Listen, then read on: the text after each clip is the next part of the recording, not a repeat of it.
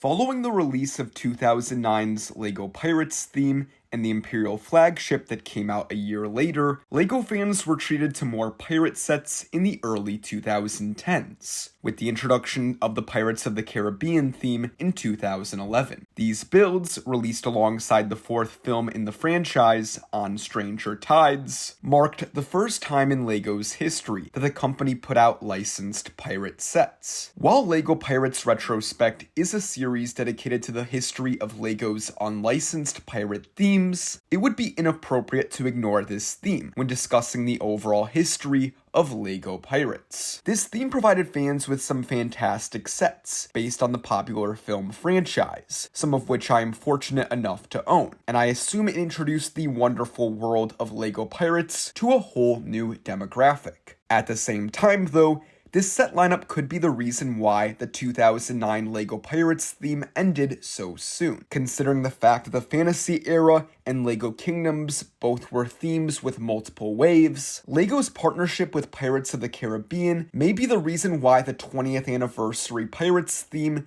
did not last any longer. After the 2011 Pirates of the Caribbean theme came and went, fans were treated to yet another unlicensed Pirates theme in 2015, with the self-titled Pirates theme that hit shelves on January 1st of that year. Similar to 2013's Castle theme, this was a small lineup of sets, with only 5 sets released, alongside a chessboard that came out later in the year. While I think we can all agree that it is not LEGO's best Pirates property, it's one that is incredibly meaningful to fans such as myself. Excluding the chess set, I own all the sets from this theme, and it could very well be the last LEGO Pirates theme we will ever see. Without further ado, let's learn more about 2015's Pirates. The 2015 pirate theme saw the return of Captain Roger Redbeard in minifigure form, a character that had not been in a set for over a decade. While this modern rendition did share some similarities with the original figure, the updated torso design, new logo on the pirate hat, and updated face print gave fans a new version of Roger Redbeard. While I do prefer the original Redbeard, a classic figure that stood the test of time, I also appreciate LEGO for bringing back this character for the 2015 theme, even with his modern look, as I'd much rather get Roger Redbeard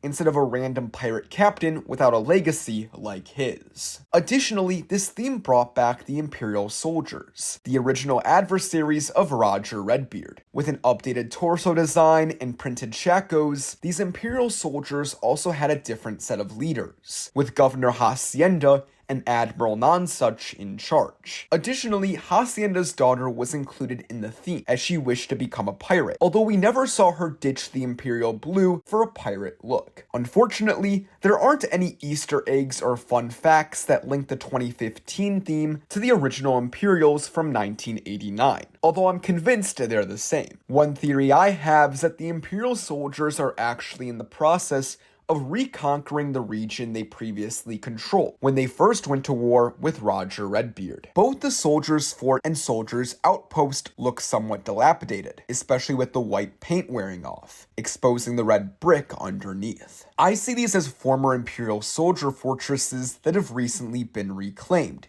in an effort by the Imperial soldiers to finally defeat Redbeard once and for all. In addition, the inclusion of Governor Hacienda, a character with a Spanish name, is particularly interesting to me. According to his description, he collects taxes and treasure, and the Blue Coat soldiers are his loyal soldiers. Part of me wonders if Hacienda is a descendant of the Spaniards, who had their doubloons stolen by Redbeard's ancestors, as this could very well have influenced his decision to go to war with Roger Redbeard. While it does appear that the treasure the two sides were fighting over was made up of jewels, I would not be surprised if Redbeard was also carrying those doubloons, which he reclaimed after his first run-in with the Imperial soldiers. Similar to the original run of LEGO Pirates, Redbeard once again had a new ship, this time called the Brick Bounty. This set was actually named by a fan and a member of the LEGO YouTube community, LEGO Buff Productions, who many may know as a Star Wars mock builder and is one of the founders of Rebelug. In April 2015, LEGO announced a Name That Ship contest on Rebrick, as they wanted a fan to come up with the name of the next LEGO pirate ship. LEGO Buff, the winner, received a free copy of the set, which was autographed by the designers. soldiers. Joining Redbeard on this ship was once again a new crew, made up of Slinger, his first mate, pirate cook Bart, and a younger pirate, perhaps a modern take on Bosun Will, the younger version, that is. While not included on the Brick Bounty, Pirate Princess Argenta also appeared in the line as the daughter of Roger Redbeard. Rumor has it that she may be a modern rendition of the female pirate from the Crossbone Clipper, which begs the question, how did she lose the eye in between Redbeard's run-in with the Imperial Armada and the war with the Imperial soldiers? Perhaps in a skirmish with the Bluecoats? Getting back to the sets, the pirates also had two bases, those being Treasure Island and Shipwreck Defense, which were able to easily connect to make one giant pirate hideout. Soldiers Fort and Soldiers Outpost also had this feature, which I think was a great move on LEGO's part. The ability for fans to make a super base for the pirates and a larger fort for the Imperial soldiers was a great idea by LEGO, and looking back, I wish I had purchased more copies of the fort and outpost sets in order to create a mega fort. Additionally, every set came with one pirate and one Imperial, and I think it made for a fun lineup of sets. Unfortunately, even if I had wanted to purchase more copies of the fort and outpost sets back in the day, this theme did not last long on shelves, as by January 1st of the next year,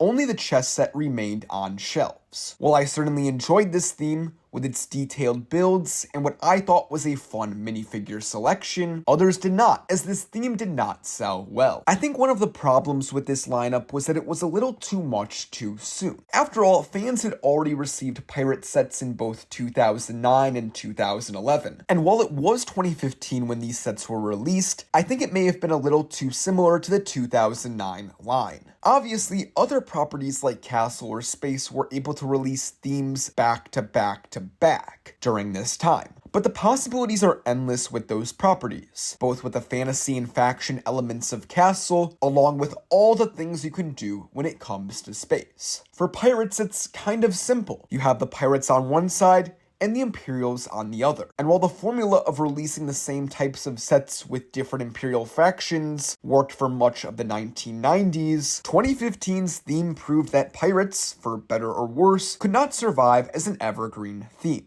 In the 2020s, as LEGO has grown as a brand and interest in pirates has been renewed with the release of sets like Pirates of Barracuda Bay, the prices on these sets have jumped. And while it does make me happy to see this theme finally get the recognition it deserves, it also pains me to have seen what very well could be the last LEGO Pirates theme last only 1 year on shelves.